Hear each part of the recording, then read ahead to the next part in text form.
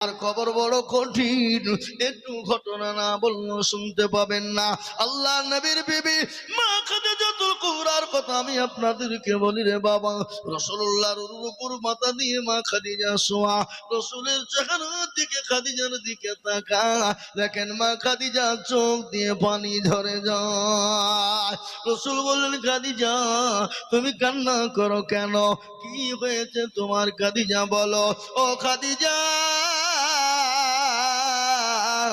তোমার শাড়ি কানা ছিঁড়ে গেছে, এই জন্য তুমি কান্না করো। খাদিজা বলেন, নবী গো, আমি আপনাকে 40 মণ স্বর্ণ তুলে দিয়েছিলাম, আমি জীবনও কোনোদিন আপনাকে কোনোদিন জিজ্ঞাসা করি না ইয়া রাসূলুল্লাহ আপনি কোন পথে খরচ করেছেন। নবী গো, আজকে আমি কেন কান্না করি আপনি জানেন না। বলে, খাদিজা রে তুমি কেন কান্না করো, তোমার বাড়িতে 3 দিন আলো জ্বলে না, এই জন্যই তুমি কান্না করো। বলে, নবী গো, আমি এই জন্যই কান্না করি না। বলে, কেন কান্না করো তুমি বলো।